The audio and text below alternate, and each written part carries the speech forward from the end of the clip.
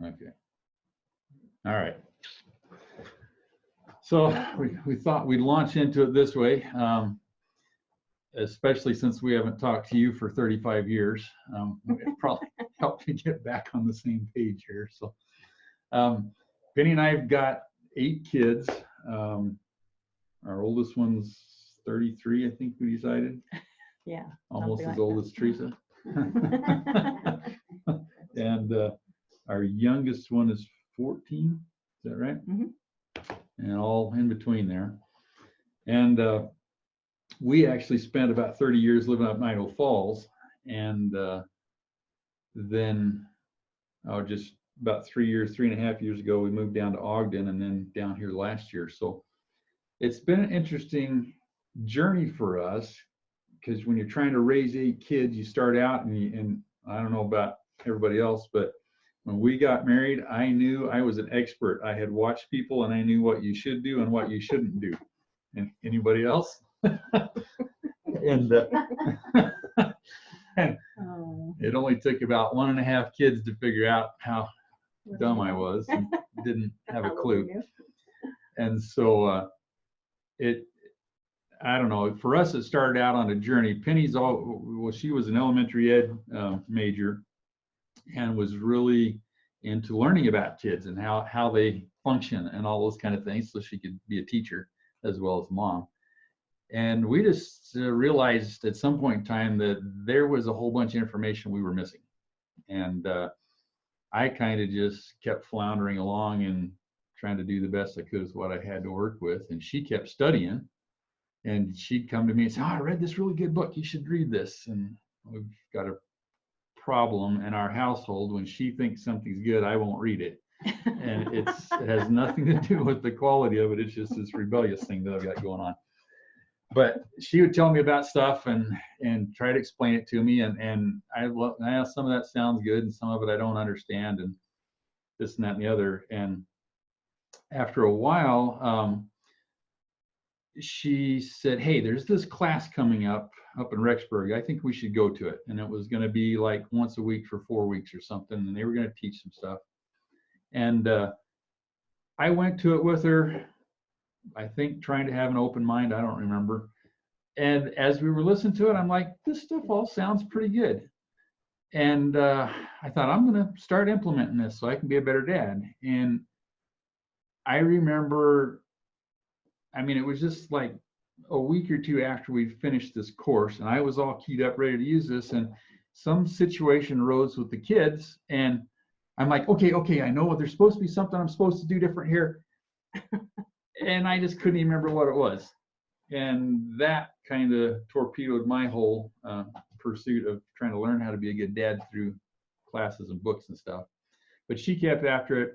And then after a while, we became part of an organization where they were encouraging us to read leadership books. And all of a sudden, I got these 3 books in a row, and they opened my eyes to the fact that what we're doing in our homes really is we're leading our kids. And if we can get to the point, well, all of leadership principle is learning relationship skills and how to apply them so that you gain influence in other people's lives. And all of a sudden, I started to see that all these principles that I was learning in the leadership field so I could be better at my entrepreneurial journey had total application in my home. And that's when I started getting opened up to the principle concept, and things started making more sense. So I started digging into it and going, these principles exist out there, and when I just apply the few that I do know, my family relationships get better, both with Penny and with the kids. And so that led to a long journey. I'm not going to get into great detail here about it, but over time, what was happening is we would go places, and I especially noticed it in these last 2 moves that we've done. When we moved from Idaho Falls to Ogden, and then from Ogden down here, we moved into a new social setting in church in particular. And after people had gotten to know our kids for a couple of months, we'd literally get people coming up to us and go, what are you doing to teach your kids? And it's like, well, we learned all these leadership principles and stuff, and they just have made a huge difference. And I know that sounds like patting ourselves on the back, but to me, that's what we have to offer to the world. And a lot of those people have asked us, would you teach us this? And we've just never really found a format for doing it until we got exposed to what we're doing here. And so that became real powerful. But one of the key things that we learned, and I've hit on this a lot in the Facebook group here, is that we learned that most of the things that people are teaching are strategies to help you deal with the problems that you're having with your kids. And that's what we found out was the problem, was that when you're trying to use a strategy, you are reacting to a situation that's happening in your family.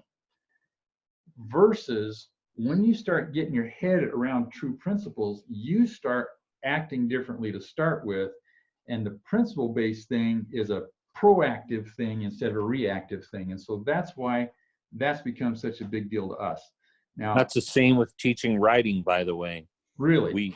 We teach That's it cool. by getting kids to participate in strategies rather than principles. And it doesn't, that's why most people don't think they're good writers. Because unless they have that specific situation to use that quote unquote strategy in, they don't really know what they're doing. So interesting. Well, that reinforces our thought process then. And that's one of the things I love about what we're doing here, because we keep coming up against, different teachers and experts in different fields, and they keep reinforcing something that we figured out here. And so I really appreciate that. Do you have anything you want to throw in here? I think you actually covered most everything. Okay. Because I really feel like it's important for us to understand principles, that they prevent the problems. And life is so much more simple when you prevent something, so that you have an intentional, happy, a good family, because you're working at it and it's simple, instead of, trying to grab this idea and that idea from here and this idea from here, trying to make it work and force it on your family type of idea, instead of creating a plan and, having a vision of what you actually want to do with your family, what you want them to become, So that's why I think principles are absolutely valuable. There's been nothing greater for us. Even after all the books I've read. I've read lots of books and gone to lots of classes, been part of a lot of different moms groups, just probably from our second or third baby on till now. That's a lot of children, a lot of time. And honestly, this is, principles have been found to be give us the greatest results, truly, so. Yeah, and it's really gotten to the point now where anytime that we're hearing somebody teach something new, we're always like, okay, is that a true principle or is that somebody's strategy that they're teaching? And anytime it's a principle, we tend to want to incorporate that then into what we're thinking. But if it's a strategy, a lot of times we'll kind of take it and set it to the side and say, okay, we got to ponder over whether we can actually apply that one to what we're doing and how we do things. So on the Facebook group here, the Win-Win Family thing, we've been talking a lot about how important principles are. We've been trying to set the stage for the things that we're talking about. And so when we decided to do this webinar thing or workshop tonight, I thought, okay, well, I made a post a week or two ago that had kind of 10 core principles that we were talking about and building off of. And I thought, well, okay, instead of talking about principles, let's pull out one of those principles that can actually be useful to somebody, that they can start applying right now and get some results in their family. And so I looked through the list, and the one that struck me right off the bat is something, it really came into my awareness several years ago, maybe 10 years ago, when I heard a speaker say that it's been scientifically proven that the male brain, I don't know about the females, we give them the benefit of the doubt, but the male brain doesn't physically mature until at least 25 years of age. And at first I thought, that's funny. And then for the last 10 years, every time I think about or hear something related to this, I'm going, that explains why teenagers are so loopy. When we're teenagers, we think we know everything. And if you gave us a test, you'd find out we do know everything. But because we're functioning with a brain that's not yet physically mature, it still isn't capable of thinking totally like an adult brain can. I'm liking the head bobbing going on there. Okay. and so then everything else that we're talking about here really ties into that concept. We just went through an interesting experience the last several years where, how do I say this without pointing fingers at people? And okay, we got into a situation where we watched somebody still trying to mother a 50-some-year-old mother who was considered very successful as a mother. Now, I'm not going to identify any more clearly than that, but it was really hard watching the older mother treat the younger mother as though she was still like a 12 or 13-year-old kid. And it really made for some interesting and not positive dynamics in that relationship, everything that was going on there. And I got to looking at that in light of the things that we're going to talk about. And I'm like, that's exactly what we're talking about. And we're going to, so that doesn't particularly have anything to do with the 25-year-old brain thing, but it's the things that we're going to talk about next. The other piece here that really dawned on me as being hypercritical when you have kids is I think most of the mistakes that get made in our parenting things are when we expect that child, whether it's our 2-year-old, our 8-year-old, our 16-year-old, or our 20-year-old, we expect them to understand what we're telling them because they can think and reason like we do. And they can't. And that, by definition, is this human brain maturing thing, as well as lots of other factors. But it really dawned on me as I've learned these principles and started applying them with our kids that the most success that I have with my kids is when I can, in a situation that's developing, if I can get myself to think like a 14-year-old when I'm dealing with my 14-year-old, instead of thinking like a ancient grandpa, however old I am, almost 59, right? And when I'm dealing with a 14-year-old, because besides the physical maturity of the brain and the Alzheimer's and the age and experiences, their brains just don't function that way. So if I can do that with my 14-year-old, it also helps a ton if I'm trying to teach my 2-year-old something. If I can try to get myself down to think the way that 2-year-old is thinking, or to understand the way they're thinking, then I can communicate with them on a level that they can grasp, instead of trying to communicate to them, which is one of my pet peeves that I watch happen, where I'm baby talking to a 2-year-old in adult language and thinking that I'm getting across to them because I'm talking like this to them, and that's completely pointless and irrelevant.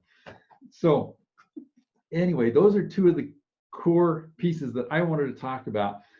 And all of this kind of came into focus for me when Penny came to me and she said, look at this chart that I found.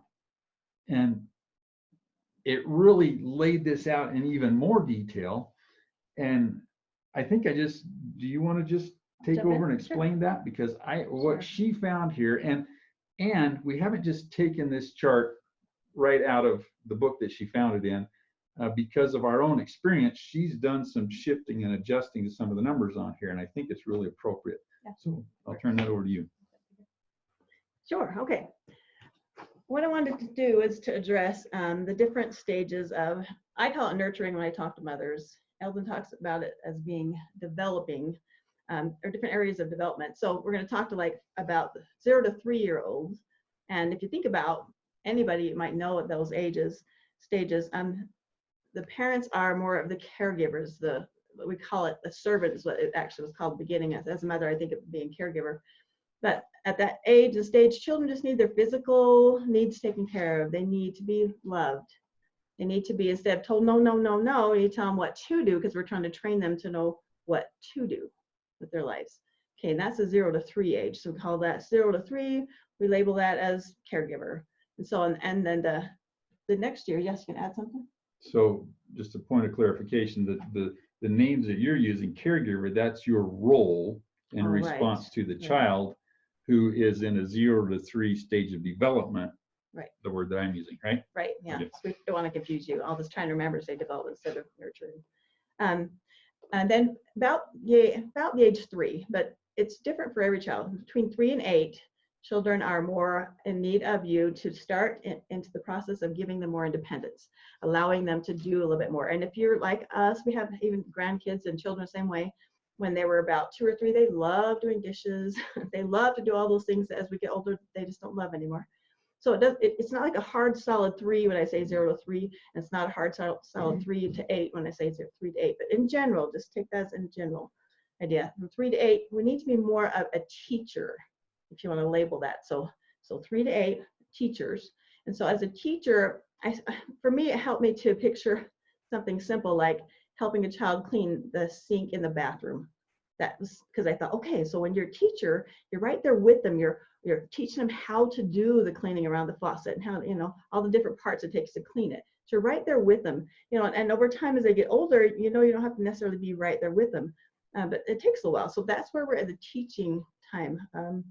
So then the next years, I'm trying to, I guess, move through quickly, but the years 8 to 12, you think about in school, kind of where they're at about that age group and how they're getting a little bit more independence there. They're even given some leadership responsibilities, or teachers expect more of them age-wise, but that's when you are to be a leader for them. So 0 to 3 will be the servant, the caregiver. Your 3 to 8 will be more of your teaching, and then your 8 to 12 is leading, and that's where you're standing back and allowing them to do more, giving them the opportunity. So picture the cleaning the bathroom sink again. Now you don't need to be there. You can give that responsibility to them, and they can handle, working on that sink and helping it be cleaned as you desire it to be. And you, in the process, are able to still, give accounting. They can account to you. You can give some correction or some kudos, good job, or whatever, but you're leading. You're not necessarily right there with them. And so you see, if you learn to the old adage of, letting out the apron strings, if you've heard that before, we're letting out more of those apron strings. We're trying to give them more opportunity to work on their own, just more on the independently, which is what the whole goal is, right? If you think about the big picture of what we're trying to accomplish with our children. So then let's move into what we call the teen years, the 12 to 18-year-old, and that's when a lot of people want to start tightening down on them because they get all of a sudden they're making all these choices that parents aren't sure of, don't want it happening. And in reality, it should have been more when they're younger. You start teaching and training and moving them up, and that's when you're kind of tightly helping them, but and actually loosening up on your grip as they get older, because you want them to be able to function independently. So when you get to that point, we actually label that mentoring time, just a time of mentoring. Because if you think about high school, if you're in public high school, you know how, boy, the kids pretty much run the school, the leadership positions, they're into, all kinds of things. So they're given full independence. And that's the same way it needs to be at home, but just letting them go is not how we handle the teaching and training of every children. So in the mentoring process, we actually have the need to be able to be, the steps of mentoring. The first step is to affirm the relationship. Helping the kids, your children, to know, hopefully you've been building it up till now. And if not, we start working on that where you have a good relationship. So, and also be able to spend time encouraging them and also listening. And the big thing is listening. And we found that they actually need more of your time in some ways. If you're not, sorry, I should finish my thought. More of your time than when they were younger, when you're trying to serve all their physical needs. Now they have different needs that are bigger, and yet you're not full on in their lives. They're quite often gone more than they're at home. But I found, just kind of as example, if I was sitting in the living room, which is right by our front door, when our high schoolers came home, they would come in and sit down. They'd start talking to me about their day. I didn't hardly have to ask them, but I was there. It was like, oh, mom's not busy. We can talk to her. And I found out there were quite a few times when I was there at the crossroads of a time when they were trying to work through something by themselves, which they might have not thought of to ask me, like, Mom, I need help with this. But in talking about their day, they were talking about this thing happened and it was a major thing. And so I could help them think it through, in a way where I would ask them questions and help them think it through, not me, putting my ideas and my opinion all over them. But anyway, so that's a time of mentoring. So think of 0 to 3 is the time of serving them. You're 3 to 8 basically teaching. You're 8 to 12 basically leading. And then by the time they're 12 to 18, they're starting to be ready to move out of the house. I mean, adults. So we're mentoring them. We're helping them to be able to think, because once they turn 18, which we call as a legal age for children to leave home, we then become the friend. This is where a lot of people make big mistakes. We are their friend, because now hopefully we've helped them learn to be independent enough that they can function in a world and make their own decisions. And when they have big problems, they can figure them out. But as a friend, when they call up or want to talk to you, they don't want you to solve their problems. We hopefully can trust them that they're able to start their own life, get off on their own or their own family, trust that they're doing whatever they feel is best for them, which is our greatest hope, right?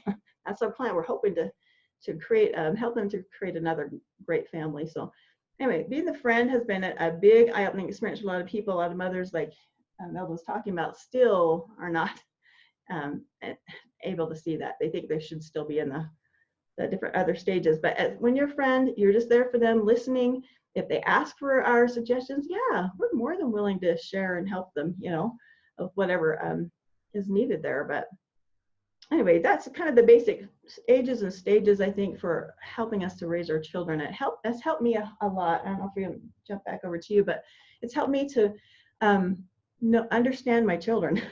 It helps even when you have a bunch of children. It helps you to understand where they're at, and so that you're not squishing them and being right on top of them as a hovering type of a mother when you don't need to be, Once their basic physical needs are being met as, little children, and the love you're giving to them, you need to be able to allow them to work independently of you, but you teaching and training and helping them. So guiding, that's kind of what I feel like. So I don't know if you want to jump anything in now, or I finish with that. Any other thoughts? I don't know. Go ahead. Go ahead and finish up. Okay, I'm pretty much finished, but I was thinking how this has changed everything for us. And anytime I've shared this with moms groups, I've had moms groups in my home and other places for years, this has been so eye-opening that it's helped us to change our thinking enough that our children feel valued, they feel understood. Because all of a sudden, mom gets it, instead of, a mom that's trying to control their life. It's a mom who's training them and guiding them and allowing them to learn how to be their own best person, So that's kind of what I'm thinking. If there's anything else you want. No, I think that's great. There. Yeah. So anybody have any thoughts they would like to share, or ideas this has sparked, or anything? Teresa, if you have anything, pull your chair over here so we can get you the microphone. In-house, or you don't have to show your face. You just talk if you want to. Any thoughts, Paul? Yeah, I was wondering, so you're still 18 plus, you're their friend, but you're still recognizing that their brain is developing, right? Yep. Like what you said at the beginning. So they can make mistakes, right? You've been there, right. Done that. They can do things you're like, what? But you don't say that. If my son calls on the phone, I'm not saying, don't you remember what I taught you? Why are you doing that? It's totally this is the same. You already recognized these earlier, but these are the same things you do when hiring somebody, right? Or in the evolution of an employee, or the evolution of a social media campaign, and or any relationship. It obviously isn't 0 to 3 years, maybe 0 to 3 months for a job, and then 3 months to 8 months or something, but or some time frame. But yeah, these are the same kinds of principle-based teaching or principle-based relationships is what you're talking about, and what you do with anyone, whether you're, I do customer service consulting also, and we try to get them to understand that what they're trying to establish is a relationship with their customers, not just they're not just feeding them, or they're not just giving something.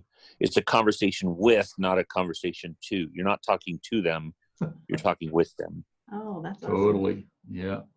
So I don't ever say I'm talking to my kids. I always say talking with my kids. Yeah. Same thing. Yeah, that's awesome. Yeah. This is awesome. This is great. I've been nodding the whole time, even if you can't see my hand. We're seeing that. Yeah. Like, yeah, he gets it. Well, That's it's cool. great. I've been taking notes. So Cool. Well, here's a couple things to think about how this has impacted my thinking and stuff. It's real easy to see the 18 plus thing, like the situation we talked about. I've literally in the last I don't know, let's say 3 or 4 months, I've had 2 different moms ask me when we're talking about parental teaching and stuff, ask me, well, can you teach me how to better mother my adult children? And my first thing is stop. Because I know what both of them are trying to do is say, how can my adult kids aren't doing what I want them to, how can I get them to change, Oh, yeah. So Teresa, So coming in from somebody who is. can you hear okay, Paul? Yeah, I hear her very well. All right. I can't see her though, of course. Who has the 15 to 18-year-olds, if you messed up on the 0 through 12, then that would be a normal question, is how do I mother that? And yeah, how do I go back and do what I didn't do to begin with? So I'm one of those bad ones that can see that and understand it. But You're not a bad But one. everybody does that. Yeah, we're all in the learning stage, so that's a good question. So and that's the question that this discussion brings up a lot of time. Well, I've got teenagers now, and I obviously blew it when they were little. How do I fix that? Well, that's a whole different discussion. So, but the point is, you have to approach it totally differently now, because you can't take your 12 to 18-year-old, and I mean, I know you're 2 girls, so I know what you're talking about, and you can't go back and start treating them, hey, I totally missed out on the teaching stage at 3 to 8, so I'm going to start teaching you. Sit down, listen, this is what mom says you have to do. Here's how you wash the dishes. You can't go back and do it the same way. But and so here's where another piece that for me is critical that comes in, and this is something that's really at the core of leadership. And if you listen to any number of different leadership experts and they define the word leadership, it always has the word influence in it. Leadership is the influence of other people, usually in a positive, vision-driven direction. I think that's probably Stephen Covey's definition, or John Maxwell's, one of them. Anyway, it always is about influence, and really leadership is about influence. And what we're trying to do in our homes, or what we should be trying to do, is gain or earn the ability to influence our children. And influence is something that is given from the person who we're trying to influence. They give you the right to influence them based on their trust in you, several other different factors. So and this was, for me, has been a huge thing to realize and understand, in that every interaction I have with my children, it doesn't matter what they did wrong or what they did right. We think, oh, wait a minute, you can't say that. Yeah, I can. Because what matters is that's a one-time little experience here. And yeah, we're trying to teach them to do good and be good. But what matters in that situation, while I'm trying to help solve that problem or praise that positive thing, do I gain influence in their life, or do I lose influence in their life? And if I lose influence in our life, I lose the game. Because when they get to be in those 8 through 12, 12 through 18, 18 plus things, if I've lost influence, then I can't teach them anything. That's the bottom line. And so every time then that I'm interacting with my child, I need to be considering that, is this gaining me influence in their life from their perspective, not from my perspective? So when Teresa can relate to this one, when I'm drag racing my dad's car home down the ditch and wreck it and get home the next morning and he says, "What'd you do to my car?" And I'm the one that did the bad thing, but he lost influence in my life by the way he dealt with that. And it could have been something very different. So anyway, those stories go in a whole other teaching category. But when you think about these from 0 to 3, when you're a caregiver, what you're doing is you're caring for that child's needs and you're giving them love, which is the most important thing they need at that stage. And that action gains you influence in their lives. They learn to trust you, they love you, they listen to you, they interact with you if you're doing it correctly, and you gain influence in their lives. And then as you move into the 3 to 8, this is where we start to make a lot of mistakes, because and this, I was the master of the no, don't do it that way, stop, yeah, you're doing it wrong, type of parenting. When you're doing that with somebody, are you gaining influence in your life, or are you losing influence in their life? And all you got to do to know the answer to that question is say, what if I said that to you? How would you feel if I said, stop doing that, you're doing it wrong? You'd wonder what you actually could do, right? It's like everything I touch doesn't work. I can't touch that. I can't do this. So it's that influence thing. It is really, for me, has become an underlying principle there. And then you start, especially when you get in the 8 to 12 range where you're supposed to be leading them, and the 12 to 18 where you're mentoring them, all of these things are built upon influence. If you have gained influence at that time, they'll be much more willing to follow as you lead, and they'll be much more willing to listen and apply as you mentor. And one of the moms that was asking about how can I mother my adult children better was talking about kids that she'd raised who had just gone way off the deep end. And she's like, how can I get them back? And it's like, well, stop everything that you did before. And for starters, do you have influence in their life? A lot of it.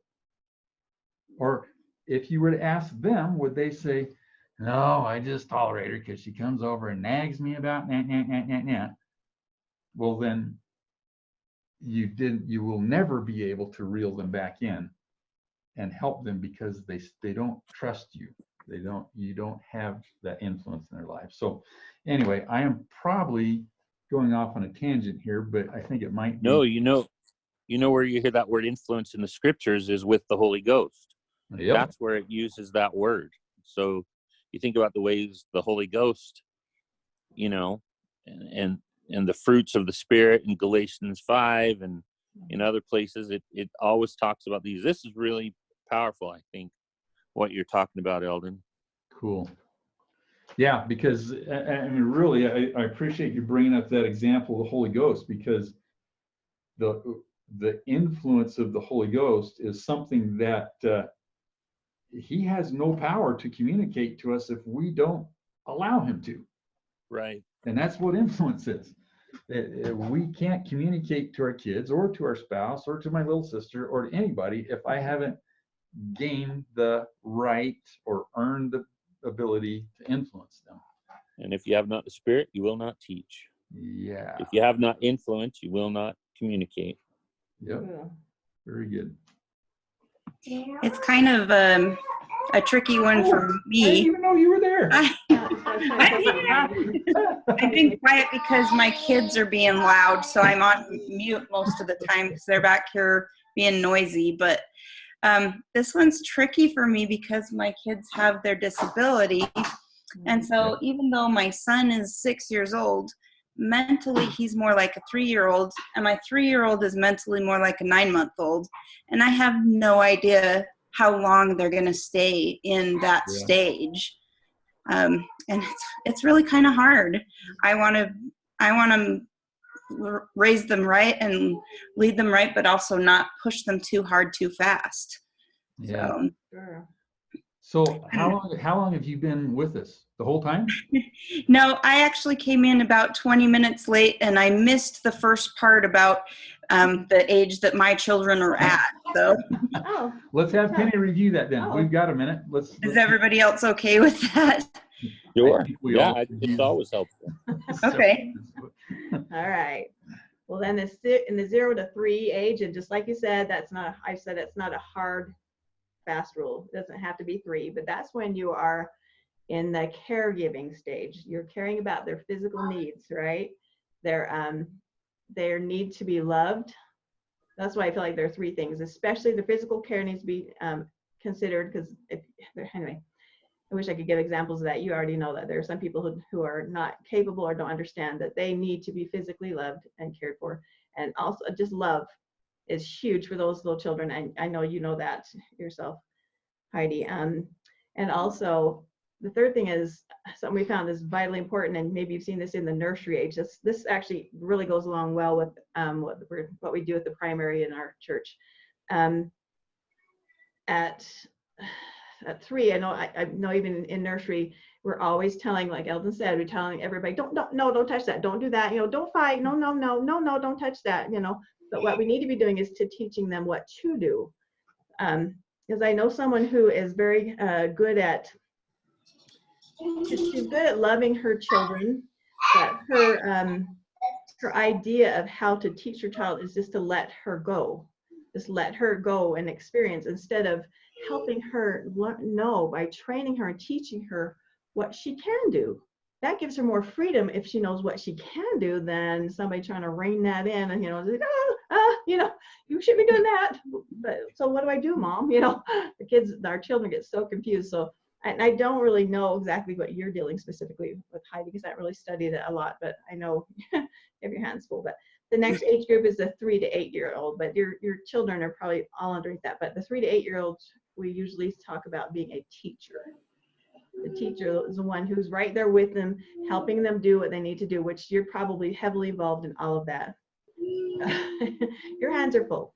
That's for sure. Yes, they are. But it is your responsibility, or your natural, it's a nurturing thing. What we need to do to nurture our children at that age is to be the teacher, the one who gives them. It's all about helping them know what to do. So it's not just about doing chores. I always use that, cleaning the bathroom sink chore is what I use as an example, because that stuck in my brain with all the different stages. I'm helping my child learn. I'm seeing them do a chore. That's not necessarily it, but in all areas of life, we're teaching them what to do, which carries on from the previous phase idea. But most of us don't realize at that stage too. Another important thing is children at that age can't tell the difference between what's real and what's imaginary. Everything is real to them. You probably know so much about this yourself. Yeah. That is something that's important to call into play with this age in anything you're trying to teach them. So we want to teach them the right kinds of things, not stuff that's scary, stuff that, it's important to pay attention to the movies, to the, any kind of input they're getting. If it is something that is, how do I put it, hard for them to handle, something you don't really want them to learn, you don't want to give it to them now, because they eat that, they ingest it, they become it. It's real. It is totally real to them. And it's funny, but a lot of people don't realize the ages that your children are at right now are the most important ages for starting to be able to create what you train them to, what you want them to be. So we haven't talked about it here. I'm not sure what else Eldon's been throwing together here yet, but when I teach my mother's classes, it's very important to think about what you want to have in the end, beginning with the end in mind. You've probably heard that terminology before. It's been out there forever. So that would be very important for you, especially with whatever your children are going through right now. What do you want, not just what you want them to become as an adult, but especially as a member of the Church of Jesus Christ. We want them to become Christ-like and to become, we're working to become God's. So what can we do to help them? What kind of picture can we draw and grow so that when you're teaching them, the kinds of things you want them to learn. You allow them to do the things that are hard. You work harder at things you don't necessarily want to do because you want them to become something better. So no matter how long it takes them to work through their phases, or maybe they'll work through those, slowly, maybe they'll only get through, you'll only just be their teacher, for lots of years. And that's okay too. But Yeah. you know where they need to go, right? In whatever way they'll be able to do that. So anyway, that's the first view. Did you come in on 8 to 12 years old? I don't know if you need I think I caught the very tail of the 8 to 12, but Okay. Well, I didn't say a whole lot about that. Just that's the time when you're leading them, which you're standing back more, giving them more room, because the whole idea is to give them more independence, right? Just to be not Okay. backing away, but giving them more reign. I guess that's what it is. When you're giving independence, you're saying, I trust you. Taught you this. Okay, do you need help? I can help you with that. But at this point, you know that steak knife will cut your hand if you pull it against your skin. that glass thing does 3-year-old break every came out time. of the kitchen with one of those the other day. I'm like, Oh, and no matter where you put it, it's yeah, you know what to put behind lock and key. yeah, exactly. Yeah, but You have to have a key to cook in this kitchen. the years are getting old enough and big enough to know how to get the key now. That's the problem, is that they are in like the toddler stage where they're excited to get into stuff, but now they're not tiny like a little toddler. They can get to it. So Oh, bless your heart. Wow. These are the hardest years in lots of ways because they're so physically draining. Plus, you're dealing with other things. But the beauty is that you're supposed to be their mother. You're meant to have those children, and they need you. And you are a beautiful mother. Just personal, Heidi, everything you've done for your children, I've watched you love and care for your children. If that isn't a way to gain influence in your lives, there probably isn't a way. That is the way. That's how you take care of your children, help them love you. And so even if you make mistakes, you'll learn what you need to do to help them to grow. So I'm sorry, did you have more before we only That's have all right. 15 minutes? Is that? Yeah, we're good. Sorry, we weren't finished with that. The one thing I would throw in, Heidi, in your situation, and sometimes this doesn't sound encouraging, but I hope it comes across that way. And that is where your kids are staying in these age phases longer, it gives you more of a chance to get good at it. Oh, wow. that's true. That's really cool. You're I like developing talents and skills. You may never have to be the mother of a 16-year-old. Maybe not. It's true. Maybe they will have had enough time with me in that teacher phase that they won't go quite so rebellious. I don't know. I guess we'll see. It's hard Yeah. to tell. So anyway, I hope that was a little bit encouraging. I know it's not. It is encouraging. Greg and I have often said to ourselves, well, at least this way we got to hang on to the baby years longer. People stay baby hungry. Like, we got to hang on to that. That's good. You're trying to figure out That's how to cool. live in that. That's wonderful. Yeah. I'm rediscovering my baby years right now. Yeah, we kind of do that, don't we? Oh, Well, I'm going to throw one other thought in here and a little story on how this has worked out for us. So one of the things that Penny's got on her list here as she's talking about this is the word independence. And really, if we were to step back and say, what is one of the number one goals that we should have as parents? And Heidi, your situation is a little different than this, but it still applies. But that is that we're trying to teach our children from the time they're tiny to become independent, functioning adults when they get to that age. And that doesn't, there's still the interdependence thing and all that. I understand that. But we're trying to teach them how to stand on their own 2 feet, to go be able to live without mommy and daddy, to not have to come live at home till they're 40 years old or whatever the thing is that we hear so much about today. We're trying to instill this in them. And I believe that by going through these phases that Penny's been talking about, and all the other principles that we try to teach, that's what this is moving towards. That is one of the ends in mind that Penny was just talking about, is we want them to be able to function independently. So whatever that is, think about that. I know, and Heidi, we're using you to talk to us a little bit here, but what level of independence, whatever our children can achieve. So you can throw out the ages for your children, but just know what's the next phase, what's the next level that you need to be how do you need to nurture your child next, So if you've taught them really well and they're capable of you stepping back and leading them, great time, are they capable of thinking at some stage that you could actually finally do some mentoring because they're old enough to think through something, or they've grown through enough of the process that their mind can actually take something and use it and think through it and come up with something. So I Yeah, sure hope they can get to that point. It's I know. gonna be fun. It's kind of hard to, it's is hard to fun. wait, but it's still exciting to, at the same time, the little tiny things that would be tiny for other kids are like big deals in this house. Yeah. So, Yeah. Well, Do you it's been- think that's why?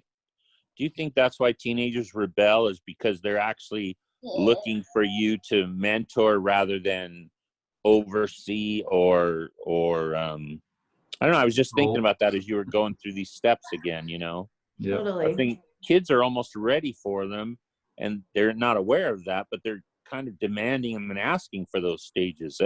You know. Yeah.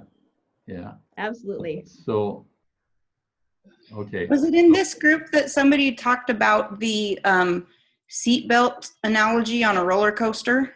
Oh no, but I've heard I that. don't think Where so. was that? Okay, and I'm not sure how to say this right, but the person who was talking about it said that he always likes to push on the bar of his seatbelt whenever he gets on a roller coaster to make sure that he's safe. And he brought it back to that's like teenagers, and the bar is the parents. They're going to push on it to make sure that you're still there and that they're safe, but yet they're pushing against you. That's good.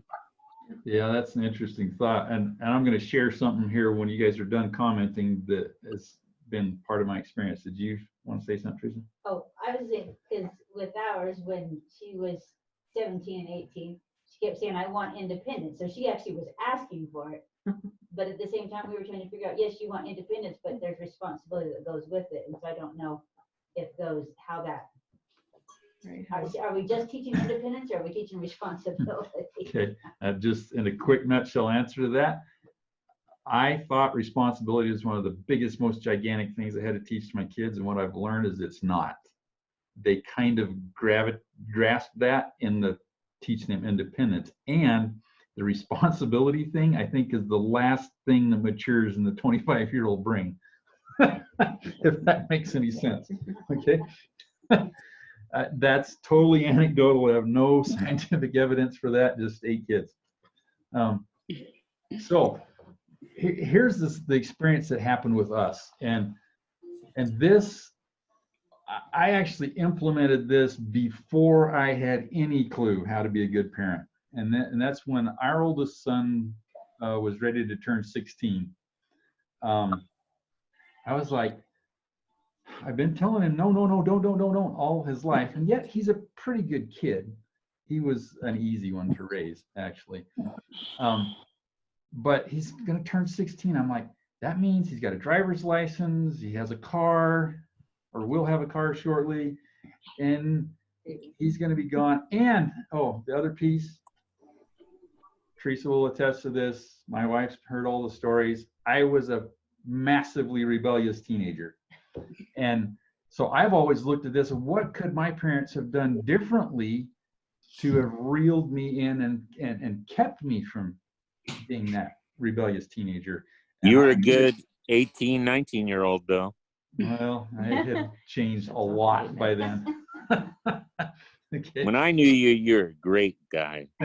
Oh, you didn't know me till I Yes. got home from my Okay. mission. Yeah. It's all good. So, okay. So, But I wasn't, and I wasn't evil or anything like that. But anyway, whatever. And as we talk about these things, I look at them and I go, if my parents would have just done that with me, well, the reason I was rebellious because they had lost all influence in my life because they'd approached things backwards, and whatever they said, I didn't want to hear. And they might even be right, and I would do it the other way just because I didn't want to do what they said. And so that's why I keep teaching these things, and I've tried to teach parenting, and even when I'm teaching in church, to help people understand that rebellious people, you can't just say, well, do this because you want to be good. Well, they don't. So it doesn't work that way. But anyway, so my kids started turning 16, and I'm like, oh, what am I going to do? How can I keep them from doing this and doing, they're going to, and I went, stop. Your kids are pretty good people, and you've been trying to raise them to be independent. So why don't you just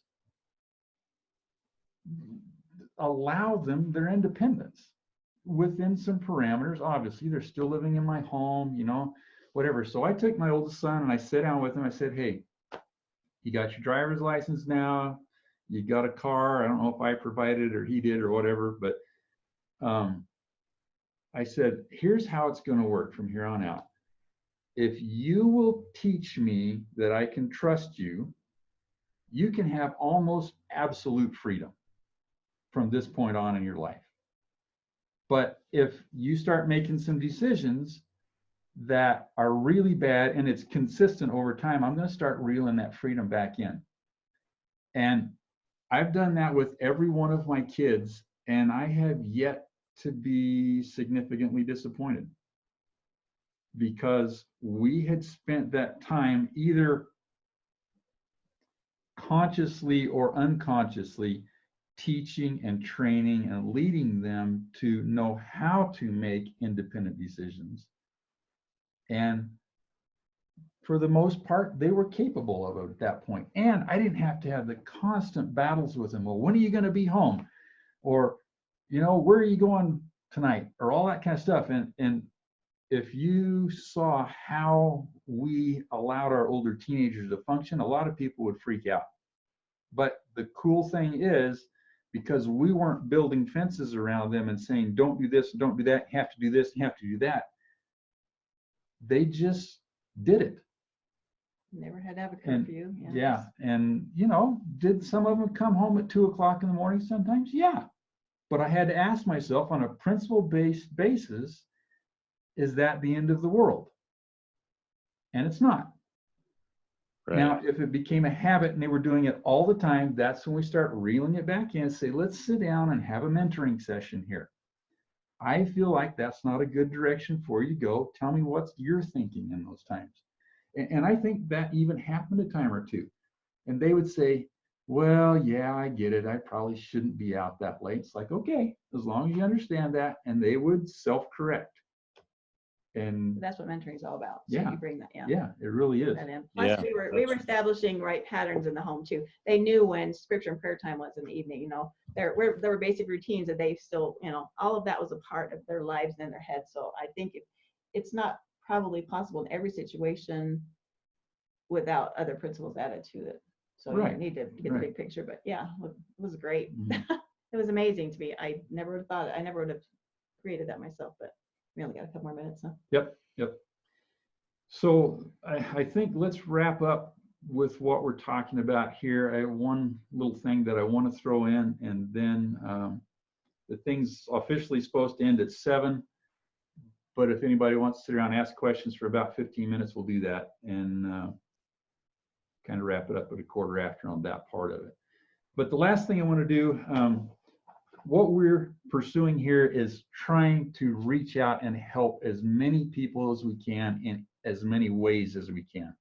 And so we've got the Facebook community that we've built, and it's been really cool to see all the members coming into that. And a lot of the people that are coming there, they don't necessarily need more than that or want more than that. They're just like, yeah, I like the idea that I can come here and get some things that jar my thinking and help me, you know, think, oh, could I be a better parent this way and that. Other people want a little bit more. That's why you guys probably have come here to see, hey, do these knuckleheads have anything of value to say? and if that's the case, then great, these things will be valuable. We intend to do them about once a month like this. But we're also getting people who are saying, you know what, I like what I'm hearing here, and I would like some more personalized coaching to actually be able to start implementing some changes. And so what the next level of help that we're offering here is something that is called a mastermind group.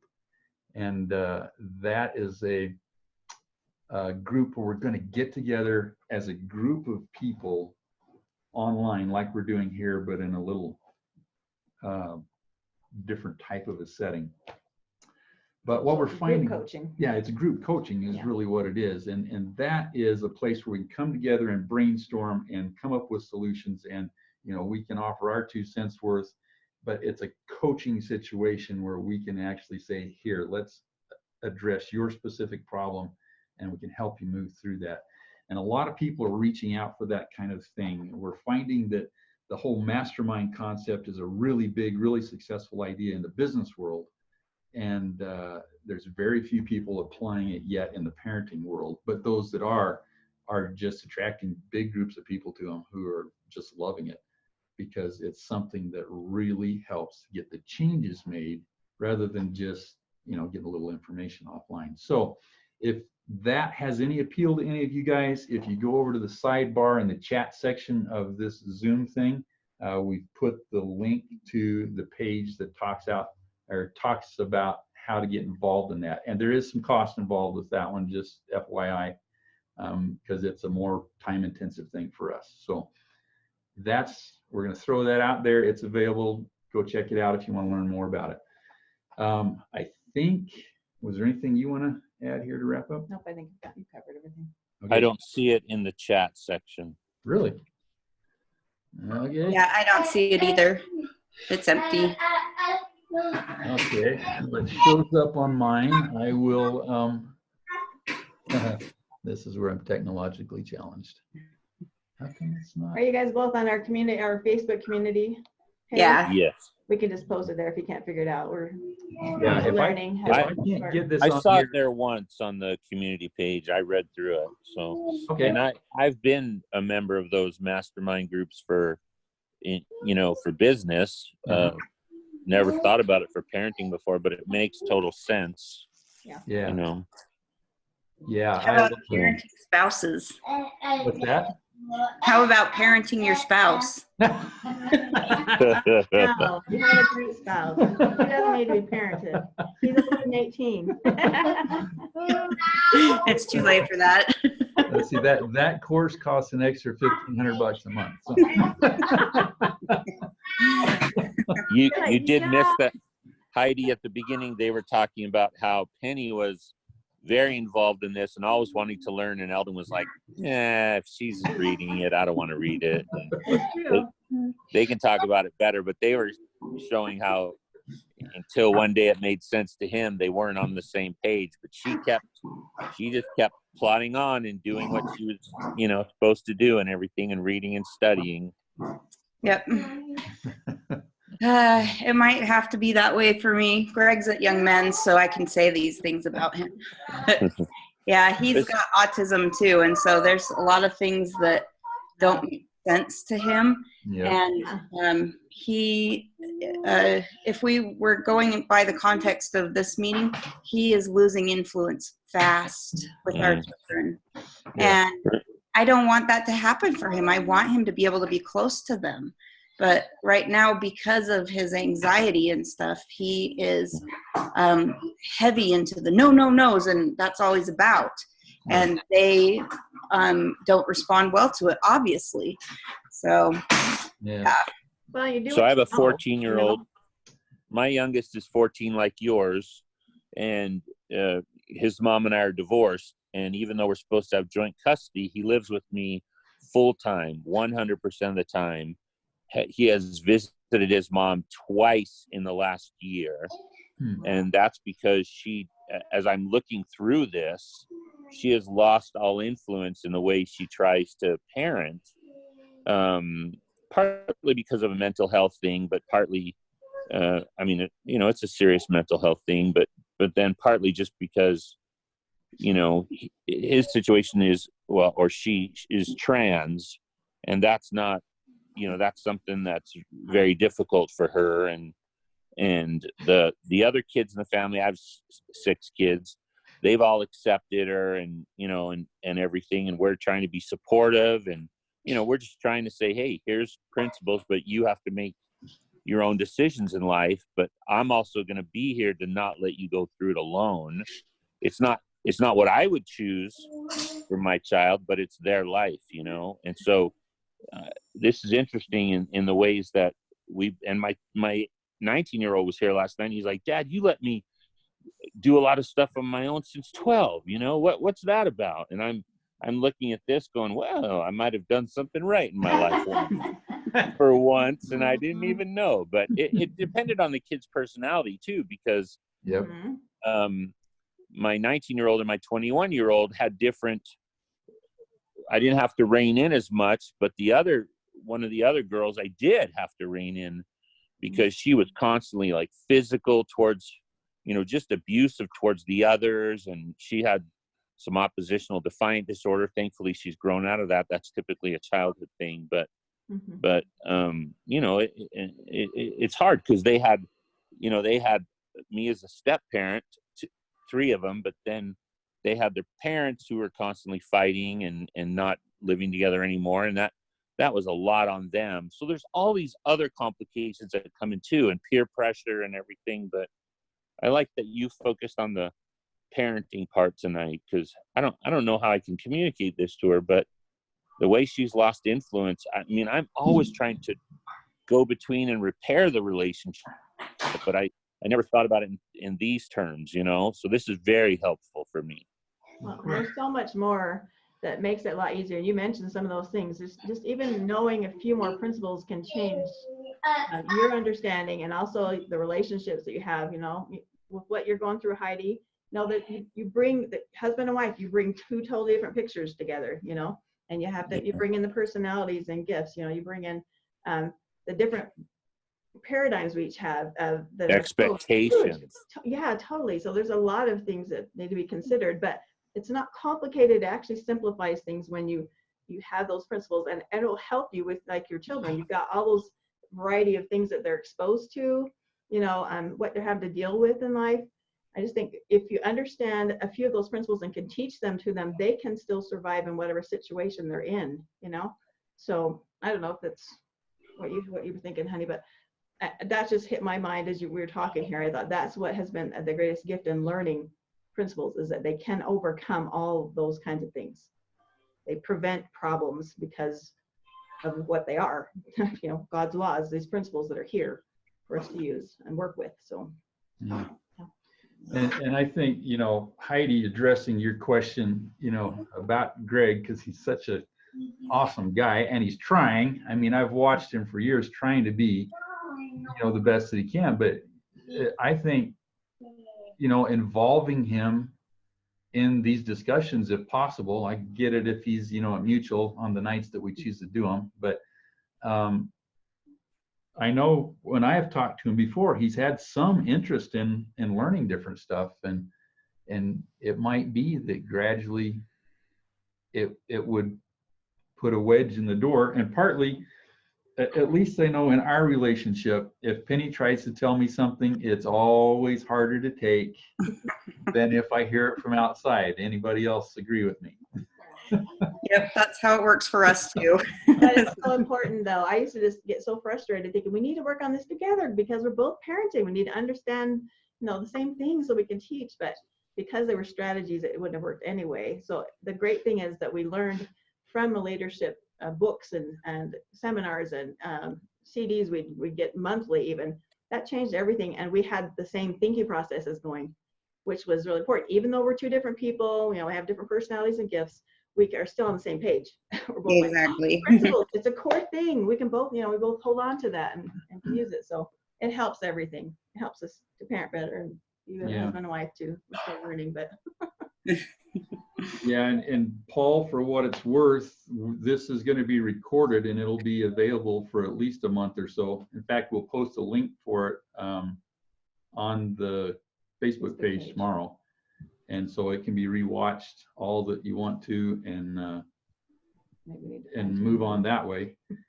And so if you mentioned it to her, said, hey, I heard this really cool discussion the other night, you might want to listen to it. There, it's available for what. As long as you edit out that part about the mental illness and everything. That's what I was just thinking. Well, I I thought guess we won't maybe quite we'll do just, that. yeah.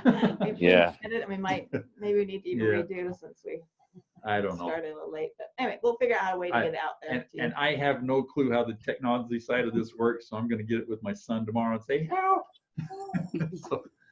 But anyway, the nature of what we're doing with these is to make them available at least for a period of time. So. Yeah. All right.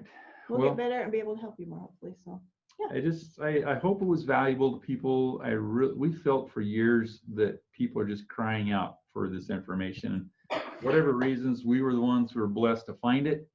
And when people hear about it, it's almost always a positive response. So we'll do this one next month. We'll pick a different principal and we'll talk about that and see what we can do to make things happen. So So good luck in all you're doing, both you guys. Yeah.